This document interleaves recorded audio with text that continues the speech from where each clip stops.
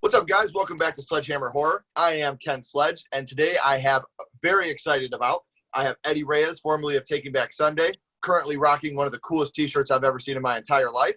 Eddie, how you doing, man? I'm good. I'm making vegetarian lasagna for my annoying teenage kids, and my girlfriend, who's laughing at me right now, sitting on the couch.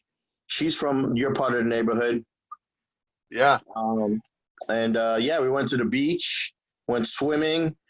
Nobody's wearing their mask, so I'm sure everyone was spreading the COVID at the beach. But what are you gonna do? But yeah, it's hot out. Yo, in you're not too far away from me. I live in Port Clinton. I live in a little beach town. Yeah, I'm not too far away from you. I feel the heat. We went to the zoo today. Luckily, we went to the zoo and people were wearing their masks, so I was pretty excited about that. Yeah. I don't know. The word around town is DeWine is gonna possibly shut down Ohio again. Oh, no. Yeah, because Ohio, Florida, and Texas are the worst states right now with spikes. Oh, I'm sorry, man. I hope you guys stay safe. My job is dangerous. I have to wear masks and gloves, and because I deliver people food, and stuff like that. So I go into a lot of nursing homes to deliver food. So. Thank you for being up there on the front line now doing that work. That's very appreciated. My girlfriend is actually come here and say hi. She's like, okay, she says hi. She's a horror 100%. She's like a metalhead horror freak. She's really excited about her white trash t-shirt she got, her Reba McEntire t-shirt. Oh, that's awesome. Hello. Hi, how are you? She said go blue, but Michigan sucks. Anyway, I'm a Notre Dame fan. Okay, bye-bye. Okay, I'm an Ohio State fan, actually. So what was the question again? I am sorry. No, you're okay. Actually, what I was going to ask is... you said you're an Ohio State fan? I am an Ohio State fan. We got three totally different parts of the triangle going on right now. Oh, my God. It's terrible. Before we get into the episode, what's new with you? Anything going on in your personal life you want to tell everybody? Fill some people in on some stuff you got under your hat? Or since I parted ways with Taking Back Sunday 2.5 years ago, I kind of rushed into the music scene because I kind of had like a panic thing where it's like, oh my God, I got to keep playing, I got to keep doing something. So I kind of rushed it, and I started a new band. This band called Faith's Got a Driver, and it was fun while it lasted, but it kind of burnt out. People quitting, people not being serious. Sure. Surrounding myself with people who aren't professional, people who are, not taking anything away from them because they're all good dudes. It just wasn't my thing. I was mentally like, wait a minute, what am I doing? I'm not ready to be in the band yet. So I kind of ended that and walked away. And those guys went on, not being Fate's Got a Driver. They just went on and did another band. So right now I'm just I'm working on this food delivery system that a buddy of mine started, and I'm going to be in charge of my area soon, so see if that works out. But I'm planning on getting in the studio sometime in I'm going to be in the studio on Tuesday because I have to do a podcast with Josh from Coheed. Nice. Yeah, we're doing a podcast on addiction and recovery and not being in a band anymore. He's one of my closest friends, and you had him on the show. I did. Great guy. But I'm gonna go in the studio. I've been thinking about rounding up some other dudes from other bigger bands. I'm not gonna say who, but sure. And I'm gonna do a couple of cover songs. I just got permission from Walter from Quicksand. If I could cover a Quicksand sign, and he was like, "Of course you can, dummy." And I was like, "All right, cool, thanks, bro." So I'm gonna cover like some of my favorite bands, like Quicksand, Deftones, and then I'm gonna put out some original stuff, and then hopefully I will get a new band going, because I'm mentally ready. I think, especially after this COVID shit. Can I curse? Oh, 100%. Fuck yeah. Okay. Once this COVID shit and life goes back to normal,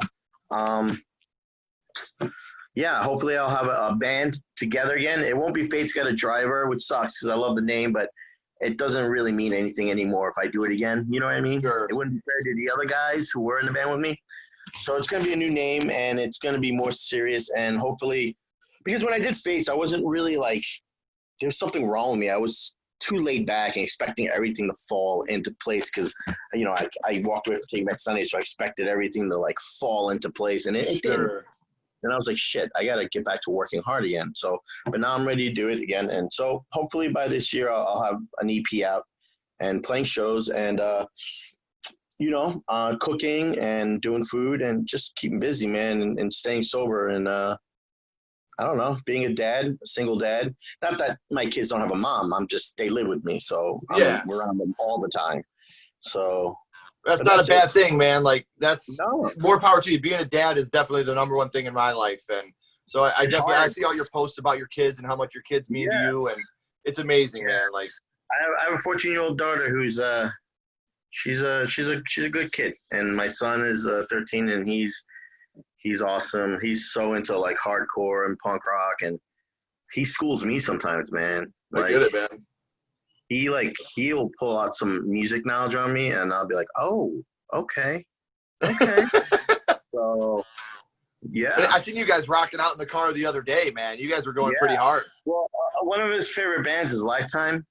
Sure. And I've always loved Snapcase, and he's starting to get into Snapcase. So we always have car moshes. That's so fucking cool, man. What was the last car mosh we did? Who did we do it to? I can't remember. Anyway, but yeah, we do a car mosh once in a while. So I like to put the videos up now when we do it. I love it, man. Keep going. Because like I said, that's some memories that'll stick with him forever. And maybe, 20, 30 years from now when he's got his kids, he'll be doing car moshes with them. You know what I mean? Yeah. Like something, it's something that people like me, I know my father now, but when I was younger, we weren't very close when I was younger. So I wish I had some of those memories with my dad that you're creating with your son now. So right. Something we take for granted in that moment, but it's cool because I never pushed it on him. Mm-hmm. And he just naturally did it on his own. And he is like kids his age. You don't really meet kids who listen to Carcass and Napalm Death, or they'll turn on, and my son will turn on and put on his favorite Jawbreaker album or his favorite Lifetime album. Like he's up there rocking out to, Turning Point and Chain of Strength, like old school. And like I didn't tell him to listen to that. Right. So it's like natural. It's in his blood. So he's like a future little hardcore kid that, when I'm gone, he'll carry the torch. My daughter's the opposite. She's really into anime and she's an artist. So she's like in her own her room is like a mini Tokyo. There's all these flashing lights and all these anime dolls everywhere. And she is the most amazing artist. She's actually going to go to college for that. She is really into like, I don't know what you call it, but it's like this weird Japanese anime black metal. So that's what my daughter listens to. It's crazy. That's awesome though, man. I seen her. I think it was Halloween. She dressed up like Tina from Bob's Burgers. Yeah, she does that, and she also did. We do a lot of cosplay. So she was spot on, man. She nailed it. That was great. We go to a lot of cosplay conventions, and she gets dressed up in her anime or whoever her favorite character is, and I have mine set up for the next one when they allow them again. But I bought this really nice, expensive Kylo Ren outfit with the helmet and everything. But I got it plus size because I'm fat. So when people ask me at the convention, well, kind of an overweight Kylo Ren, I go, no, I'm Ben Swolo. So I'm going to tell everyone that I'm Ben Swolo. That's awesome, man. And I'm envious. For a lame dad joke. No, dude, that's amazing, man. Like, this is so cool talking to you about this stuff because, like I said, horror movies, music, that's all cool, man. But our kids, that's definitely what's most important. But that's the thing about my daughter. Like, my son not necessarily is into horror. My daughter is. So we'll watch, like, all of her she's getting me really into all of her anime horrors, which are, like, pretty effed up, and I got her into the old school shit like that I grew up with, like Akira and Ghost in the Shell and shit like that. So we're like changing. So we have like we haven't done it in the last 2 weeks, but usually every week or every week we'll do like a anime horror night, and I'll watch one of our new like freaking crazy anime horrors. Yeah. That's awesome, man. Like I Demon said, Hunter or whatever their new one is called. I don't know. Some of the newer anime horror, I got a friend that's really into it too, and it's so out there, man. It's awesome. It's so graphic. It's like I thought Akira was dark. Nah, this shit is too dark. Well, now that we are on the subject of horror, let's talk about your first horror movie. And your first horror movie was so hard. And I know I told you Dawn of the Dead. Uh-huh. But it's a tie between Prophecy and Dawn of the Dead, because I saw Dawn of the Dead technically after Prophecy. My brother, who got me into metal and punk rock and hardcore and horror, was like, yo, we went to the drive-in theater in, I think it was Deer Park, or I'm from New York, so I have a heavy accent. Sure. Somewhere in Long Island, it's one of those drive-in theaters. And they snuck me in to see Prophecy. And I was so terrified, because it really is a screwed up movie. Like, you have to see it. Like, it's for an old movie, it's pretty up there. I've never seen this one, so this is exciting for me to talk about. Dude, I had to sleep in my parents' bed for like a week, and I was like, I think I was 9. But I saw horror shit, like everybody knew Dracula and Frankenstein, but This was like legit, like, hey, we're going to sneak you in, little bra, to see this real horror movie.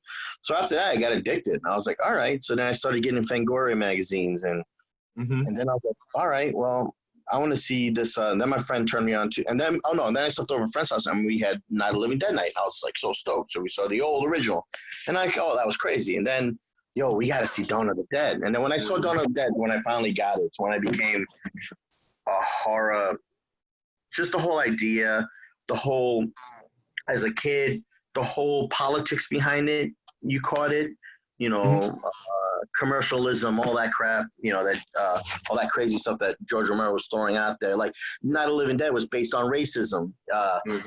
Dawn of the Dead was based on commercialism and the suburbs dying because of commercialism, malls being built. The malls. Day of the Dead was the whole, end of the world, underground bunker, the Russian, the communism, Cold War shit. Cold War, yeah.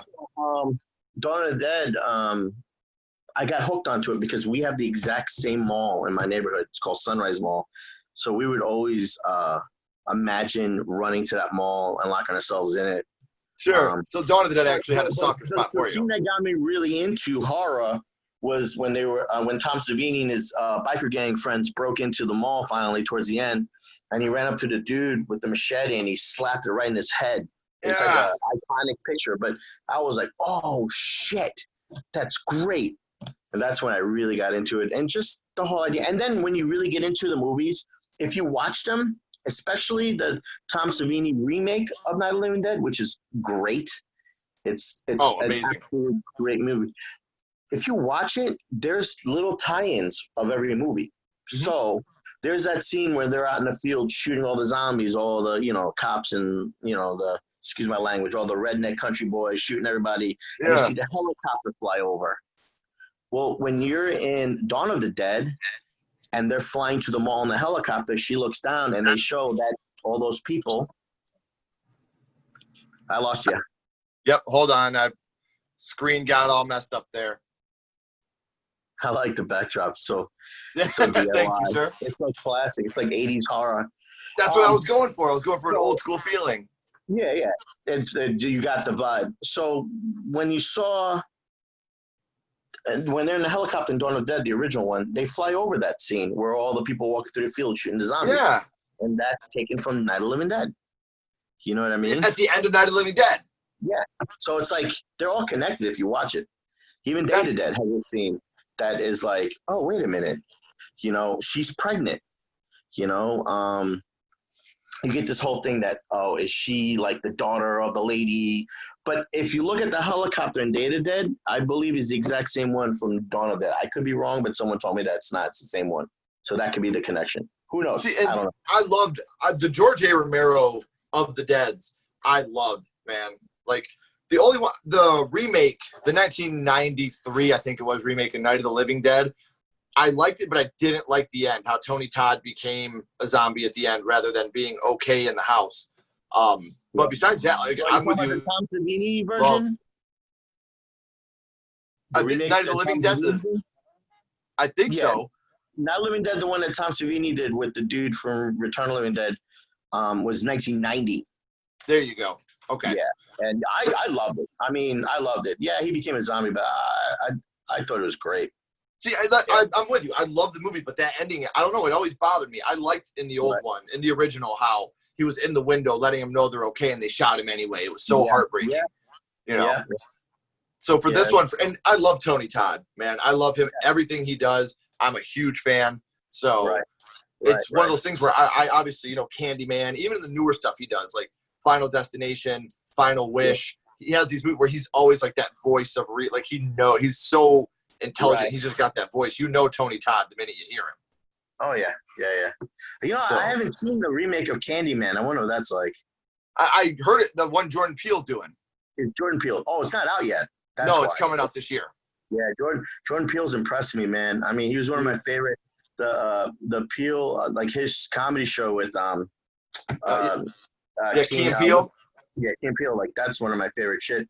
Then when he started doing the horror stuff, I was like, damn, this dude's got he knows. Like I love Us. Get Out was amazing. That movie was. There wasn't horror though. Everyone was like, "Oh, it's a great horror movie." Like that's not horror. It's a psychological film. It totally was a psychological thriller, but I love the social commentary in that movie as well. But it's one of those movies that even if you take out the social commentary aspect of it, it's still just a great thriller. And the cast in that movie was phenomenal. Oh yeah. I don't know a lot of the mother who's the hypnotist. What's her name? She's from 40-Year-Old Virgin. She's great in every movie. I forgot her name though. The stirring when she's stirring the cup, man, it's just creepy as hell. Yes, completely. At the end, when his dumbass cop friend, security guard friend shows up, was he security guard or cop? TS motherfucking A, man. Yeah, he was cop. Yeah, he was a TSA for the airport. TSA, that's it, TSA. TS motherfucking A, man. That's how we found him. White girls. Yes, dude. Yeah, but Dawn of the Dead was my opening. A Prophecy was my, oh my God, fucking, this is gonna scar me. It still scars me. I watched it the other day. I rented it. I found it on Netflix. I don't know how. Not Netflix. It was on Shudder. That's it. And I watched it again, and I was like, it still brought back effed up memories. Is that Christopher Walken? No, that's The Prophecy. Okay. Prophecy, the front cover is like a little, I guess you would say it's an egg or an embryonic sac, and there's a deformed creature in it. And it says Prophecy. And it was a very popular movie. Like it's like a cult classic. Okay. But it's about a depletion of the forest and this company cutting down trees and then dumping radioactive chemicals into the lake, and then of course something gets mutated. It's a great movie. Dude, I'm gonna watch it. I just wrote it down. There's a scene where they're crossing the lake and it's in the background, but the way they shot it, man, it's just one of those movies that's shot so fucking good. Like, you will not be, and the very end, you are going to jump and shit yourself. Awesome. How old did you say? You were about 9 when you watched this, you said? Yeah, well, Prophecy came out in 77, 78? I don't know. I was between 9 and 10. It was around then. Okay. See, I'm really excited. You said it's on Shudder then? It should be on Shudder. I forgot where I got it. Oh, no. I got it. I found it on where did I find it? I think my nephew sent it to me. Okay.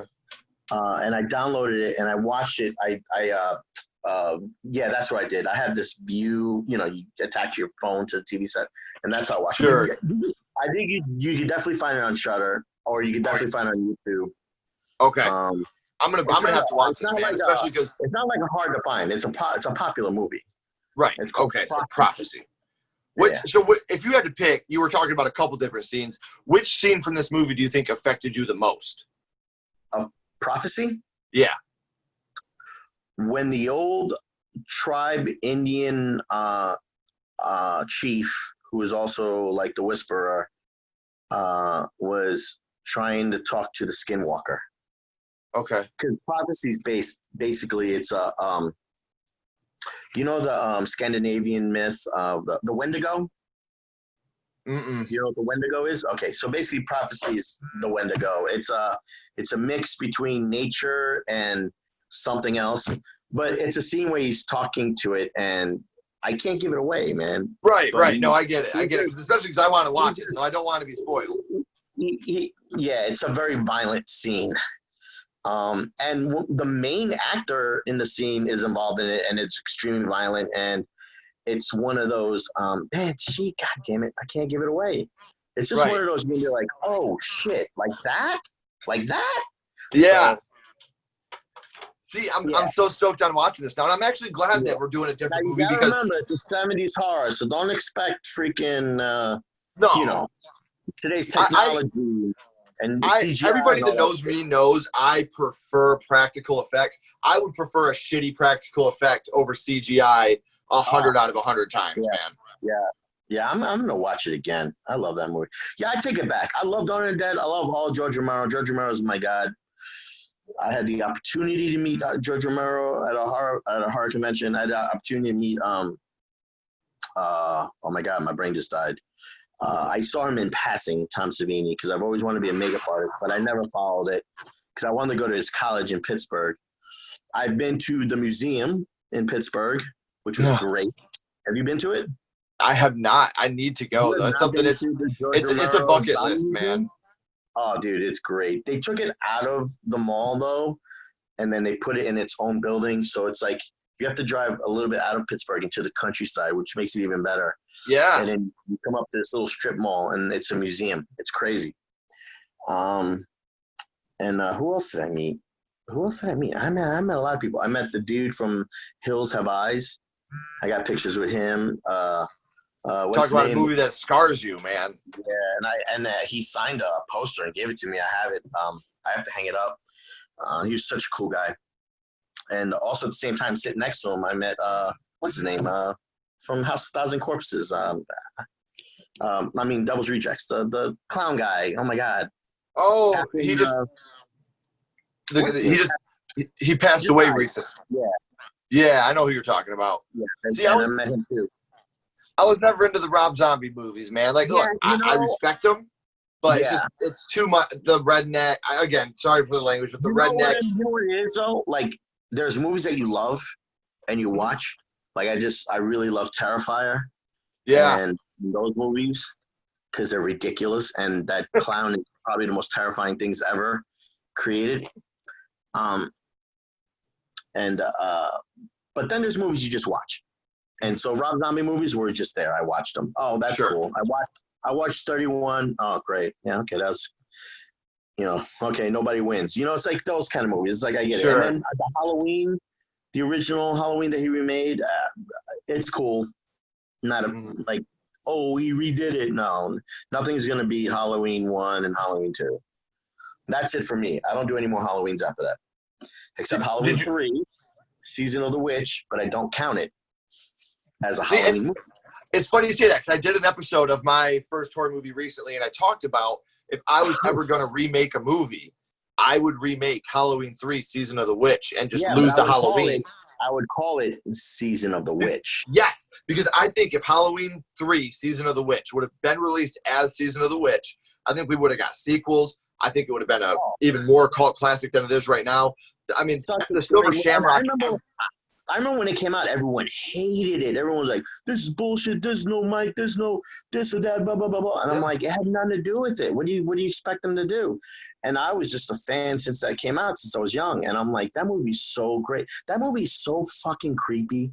Dude. Even when you watch it now, you're like, yes. That is Me and my kids watch it every Halloween. We don't watch. Yeah. That's the Halloween movie we watch, man. You know the Witch. Yeah, dude, it's so creepy. But Mhm. Halloween 1, Halloween 2. The other ones that came out later, I've seen them just like Rob Zombie movies. They're in the background. Yeah. Oh, yeah, oh, that's cool. But that to me, When you that's get into that cult, yeah, the cult Man in Black shit, I'm not into it either. But I got to be honest, I absolutely love Halloween 2018, man. I loved it. Halloween 2018. The Yeah, the remake newest they just one. did. Oh, no, no. Well, I was going to get to that. The last one he did with what's her name? Oh, my God. Jamie Lee Curtis. Jamie Lee Curtis. Like, that was good. Yeah. I'll admit. See, now that could be part 3. Yes. That picks up. Forwarded, That to me. Yes. Thank you. 30-some years. Do you know what I mean? So Yeah. that would be part 3, not the one with the little girl, not the one with the fake Mike Myers, just get rid of those. Or not Yes. the one where she chops his head off. That was lame. No, they should make part 3 that one. The And first 2, and then he disappears for 30 fucking something years, and then he comes back and they're yes. all old. Dude, yes. Thank you. It's so funny because Season of Witch, its own movie. yes, I'm telling you, man, that's one of my goals in life is to remake Season of the Witch and just make it Season of the Witch, because that would be a fucking fan. I seriously think it got a bad rap just because it had Halloween 3 taped to it. Yeah, but now it's starting to get that respect. Yes. Now people are like, oh, that movie's great. And now you got these younger hipsters who are catching on to what we're into and going, hey, well, I own a masking company. And now they're remaking rebranding the masks. Yeah. So I'm like, so stoked about that. Because those are some of the creepiest Halloween masks. Like, you know. And I dare anybody to watch that movie and not sing the Silver Shamrock theme song for the next week. Yeah, after you watch that movie, man. Halloween. Halloween. Yes, dude. Every time I see that movie, that song is in my head for a week, man. I got so many. It's crazy. But my collection of zombie flicks is crazy. I have Italian ones. I have all of Luce Fulci's movies. I have Spanish ones. I have like crazy. I have zombie flicks that should be the most popular cult classics ever, but no one will ever hear them. Like Night of the Zombies. That's one of the greatest movies ever made. Zombie, then Zombie 2. I love the zombie movies. One of my all-time favorite movies, and I took my personal disc because Frankie and Gerard were hanging out with me on the bus from my camp, and Frankie was like, what's one of your favorite movies? I'm like, well, we talked about the same shit. But then I was like, sure. Dude, one of my favorite movies, though, and it's one of the creepiest zombie films ever made, and it's not popular at all, and I'm going to name my band after it, is Children Shouldn't Play with Dead Things. And you, my friend, will thank me after you see that. I'm writing it down. I wrote down Night of the Zombies, and I'm writing down Children Shouldn't Play with Dead Things. Like, okay, you know how like Return of the Living Dead was one of the greatest movies ever? Yeah. Even though it was supposed to be a connection, but it wasn't. But it still became a classic. One of my favorite zombie flicks because it had a great soundtrack and it's, punk rock as shit. And it was just there's so many crazy scenes in that fucking movie. And besides Day of the Dead, homeboy with the tongue hanging out of his neck, infamous zombie, which, hold on. Yeah. I know I have that here somewhere. Sorry, man. No, you're good, man. Wait. Oh, where is it? Damn it. Where did it go? Nope.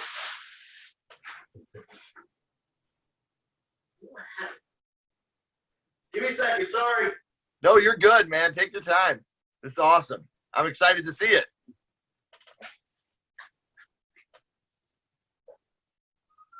You're building the anticipation for me.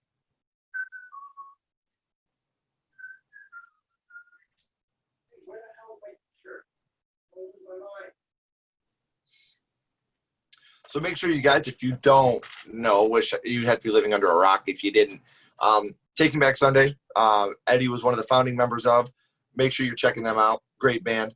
Eddie, appreciate him so much being on here, talking about his first horror movie. It's a great time for me. I think it's in my dirty clothes. But here, I'm going to try some lights. There you go. Here's one of my T-shirts.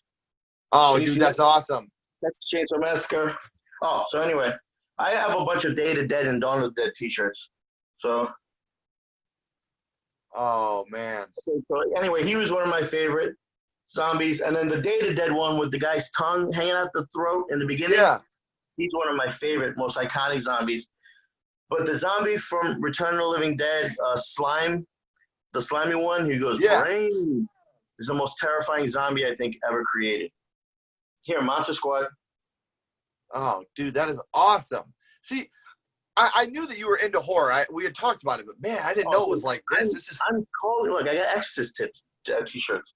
I have so many horror pops hanging up on my wall. I'm sorry. I'll be quick. I'm getting the people are hungry look. Okay. Let me ask you just a couple more questions. When you think about prophecy, what is the first thing that pops in your head when you think of the movie?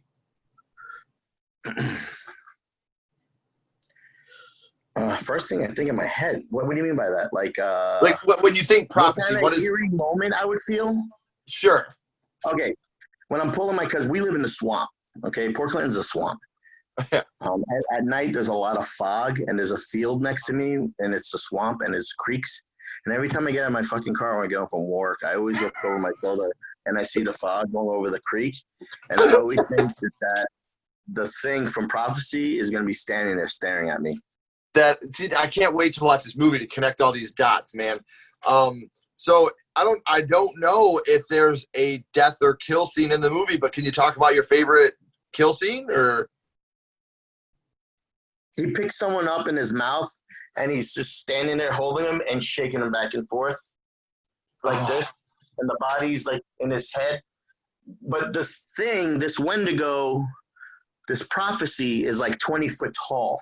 Okay. So it's a human being, and he looks like he's just got this Raggedy Ann doll in his mouth. He's going like this, and there's fog over the lake, and the people on the other side of the lake are watching it happen to their friend. So it's one of those things where it's shot, and the way it's shot, you're gonna be like, "Oh shit!" Like it's great. It's a really great movie. Man, I can't wait to watch it, man. So in closing, I do a skull ranking, 0 to 5 skulls. 0 being the worst, 5 being the best. If you're rating this movie now today, what ranking do you give this movie? Well, I still love watching it, so I'd give it 5 skulls. That's awesome. And Dawn of the Dead gets 5 skulls. Dawn of the Dead shouldn't even be. You don't have a right to judge any George Romero movie. If you find, I always tell people when I talk to them about horror and I get in arguments with them, anybody complains to me about George Romero, stop talking to me. You're dead to me. Yeah. Dude, if you're digging that deep. Like, I had people complain to me about Bruce Campbell. Oh, Evil Dead, this. Evil Dead's one of the greatest fucking movies ever created. Evil Dead 2 is the greatest black comedy horror movie ever created. Army of Darkness was fun. Army of Darkness was pre-fucking Game of Thrones, okay? Yeah. So I have people who argue me about Bruce Campbell. I'm like, A, met the dude at a horror convention, great guy. B, he's in some of the best fucking Bubba Hotep. Bubba Hotep, man. Come on. You ever seen My Name is Bruce? Yeah. Fuck yeah, dude. He's my second favorite in horror. Yeah. Well, see, you want to know my favorite horror anti-hero? Let's hear it. The Crow. Brandon Lee will always be the greatest anti-hero, like dark, character in a movie. Oh, I love The Crow. Love The Crow. While we're talking about Bruce Campbell, you were talking about Evil Dead 2, Army of Darkness. I'll be honest with you. Out of all of them, I consider the film franchise, the 4 movies, Evil Dead 2, Army of Darkness, and then the Evil Dead remake. Yeah. Army of Darkness is my least favorite. And now that's not to say that I don't enjoy it. Silly. Yeah, but there's no horror aspects to that movie. That to me is more like a fantasy comedy. Yeah. And it's a great movie. All that is a long episode of Ash. That's all it is. Yes, thank you. But see, I'm also one of those people. It was a good show, So I absolutely loved the Evil Dead remake. That shit was brutal. It was intelligent. The reason they went to the woods, it was very smart. Huge fan of that movie. Yeah. Now, if you're gonna, I don't know if you have questions laid out already, but I just like to chat when I talk about horror. You're fine. But if you want to talk about like the most fucked up things in horror. Okay, so like, yeah, everyone loves Dawn of the Dead, yada yada yada. Prophecy's a great movie, but for me and my son just watched it without me, and he came downstairs and he's like, "Hey, Dad, can we talk about the first 10 minutes of the remake of Dawn of the Dead?" And I was like, "Yes, those first 10 minutes are the most violent, Oh my god. stressful, anxiety-ridden minutes ever made in a remake of a movie. Like I 100% back the remake. I love it. Yeah. I have double remastered, the reissued director's cut. Like I love that movie. That movie was great, and it had some of my favorite actors in it. He took the idea, but then he took his own spin. You know what I mean? Yeah. Like that 28 Days Later, which we all love. 28 Days. We all love Absolutely. all those movies. But he nailed it. Boom. But did his own flavor. Well, what you were saying about George Romero earlier and people that talk shit on him, if you're talking shit on George Romero, everything you have, zombie now, you don't have without George Romero. It's George Romero and then Luce Fulci. I give second credit to. Because Luce Fulci took the zombie to the next level, like, the Italian, like Zombie, the movie. It's a great fucking movie. That's up there with some of my favorites. Like Return of Living Dead, Zombie, of course, Night, Dawn, Day, and then we start getting into the obscure ones like Night of the Zombies, which is crazy and it's not popular, but that movie was great. I got that here. I'm excited to watch it. And then and then Fulci went on and started doing crazy shit like Demons and Demons 2 and then Dario Argento, Suspiria, all that shit. But one of my favorite movies of all time, and the only reason why I don't say it when people mention horror, because I don't think of The Exorcist as horror. I don't think, I think of those movies as psychological, spiritual, shocking movies, like shocking, maybe horror, I don't know. But, like The Exorcist and stuff but The Shining will always be that's one of my favorite movies, not because it's psychological horror. It's one of my favorite movies. That was actually going to be my next question before we ended this was what was your favorite, if you had to choose your, well, you say you don't consider that a horror. Let's ask you, if you had, in the horror genre, you had to pick your favorite, let's go Scream on you. What's your favorite scary movie? I have a lot of me and my nerdy friends who are into horror. We have these arguments all the time. So I always put little listings up and stuff. But I have favorite sci-fi, favorite space sci-fi. Then there's, of course, Star Wars is my favorite. I mean, I have thousands of dollars in Star Wars toys. I read all the books. I'm an Old Republic freak. I have every Sith Lord that has ever created hanging up on my wall. I have Darth Malgus, Revan, Nihilus, you name it. I'm a fucking Star Wars nerd. So awesome, man. Darth Vader, great guy. But to me, and most people get really upset when I say this, Darth Vader was a crybaby. He was a crybaby and he was a pussy. And personally, Revan and Malgus would have made chop suey of him in a second. That's why they need to make a trilogy for Revan and those guys, the Old Republic. Anyway, before I start nerding out, then there's aliens. I fucking love Prometheus. But you got to see the uncut, his version of it, uncut. The director cut.